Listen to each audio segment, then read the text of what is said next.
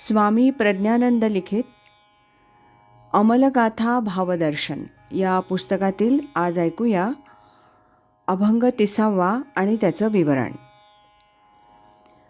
संसारी तू राहसी, काळजा न सुटती तुझसी. संसार करोनी परमार्थ साधायासी, पुरुषार्थ हवा. ब्रह्म दोहीसी अलिप्त, याचा ध्यानी आणा हेत. प्रकृती कार्य करीत, ब्रह्म निर्लेप. अहर्निश स्वामी स्मरावा, संसार भार उरकावा. समत्व योग तो साधावा, कर्मयोगिया. कर्म कोणा सुटले, कर्मे जग चालले. निष्कामते चालले, मोक्ष मार्गिया. भावार्थ असा: संसारामध्ये जोपर्यंत तू रमून राहतो आहेस तोवर तुझ्या काळजा सुटणारच नाहीत. संसार करून परमार्थही साधावयास पुरुषार्थ हवा. ब्रह्म हे प्रकृती आणि पुरुष दोहीहून अलिप्त आहे हे सांगण्यातील सिद्धांत ध्यानात घ्यावा. प्रकृतीच सर्व कार्य करीत असते, ब्रह्म नेहमीच अलिप्त असते. आपण सदैव स्वामी स्वरूपानंदांच्या स्मरणात राहून संसारातील जबाबदाऱ्या पार पाडाव्यात. अशा युक्तीनं समत्व योग साधावा. कर्मयोग्याला तो साधता येतो. खरं तर कर्म कुणालाही टाळता येत नाही. कर्मामुळंच तर जग चाललेलं आहे. पण जे निष्काम होतात ते मोक्षाकडे वाटचाल करीत असतात. चिंतन: संतांनी प्रपंचाचा पूर्ण त्याग करा असा आदेश दिलेलाच नाही. मनुष्य जन्माला येऊन प्रपंच आणि परमार्थ दोन्ही साधावेत असा त्यांचा आग्रह आहे. प्रपंचातच जे रममाण होतात त्यांच्या काळजा, चिंता, कष्ट, व्याप कधी संपतच नाहीत. सतत लोभ आसक्ती वाढवीत जाणं हा प्रपंचाचा स्वभावच आहे. म्हणून संसार प्रपंचाची आसक्ती टाका असं संत सांगतात.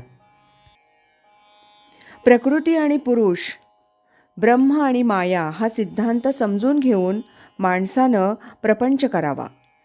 सत चित आनंद या वस्तूचा लाभ करून घेण्यात पुरुषार्थ आहे. तो करून घेण्यासाठी परमार्थाकडे अधिक लक्ष हवं. स्वधर्माकडे लक्ष ठेवून प्रपंच कर्तव्य जरूर करावीत.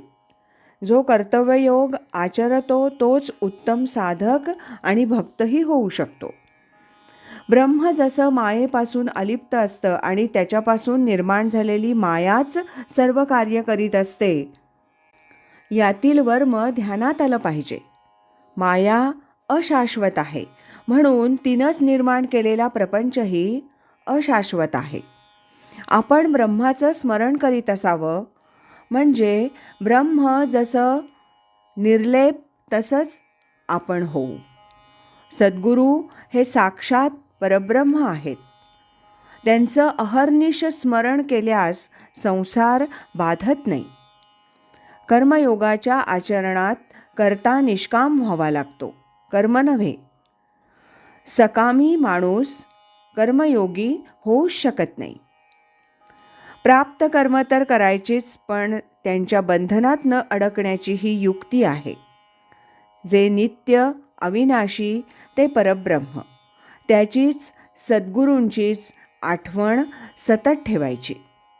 दीपाचे नि प्रकाशे, गृहींचे व्यापार जैसे. देही कर्मजात तैसे, योगयुक्ता. तो कर्मे करी सकळे, परी कर्मबंधा नाकळे. जैसे न सिंपे जळी जळे, पद्मपत्र. असं ज्याचं आचरण असतं तो खरा कर्मयोगी. कायिक वाचिक मानसिक कर्म तो अहंकार विरहित होऊनच करतो. म्हणून त्याची चित्तशुद्धी आपोआप होते. त्याला भक्तीचं वर्म कळतं. तो उत्तम मोक्षमार्गीचा कापडी होतो. ज्ञानदेवांनी 5व्या अध्यायात या साधनेची प्राप्ती कुणाला होते त्याचा एक मार्मिक उल्लेख केलेला आहे. ते सांगतात, अगा करिते निविण कर्म, तेची ते निष्कर्म, हे जाणती सवर्म, गुरुगम्य जे. ही साधना गुरुगम्य आहे, गुरुकडून कळणारी आहे, गुरुकृपेनंच प्राप्त होणारी आहे. म्हणून मामा सांगताहेत, अहर्निश स्वामी स्मरावा, संसार भार उकरावा. ही देखील एक साधना आहे. सोहम साधनेचाच हा प्रकार आहे. 30व्या अभंगाचं विवरण आपण ऐकलंत. उद्याच्या भागात 31व्या अभंगाचं विवरण आपण ऐकूया. गुरुदयेचा सागर, तोची नेई पैल पार. ऐसा माझा स्वामी राय, बाळवंदी त्याचे पाय. श्रीमत सच्चिदानंद सद्गुरु श्री स्वामी स्वरूपानंद महाराज की जय. श्रीमत सच्चिदानंद सद्गुरु श्री स्वामी अमलानंद महाराज की जय. हरि ओम तत्सत.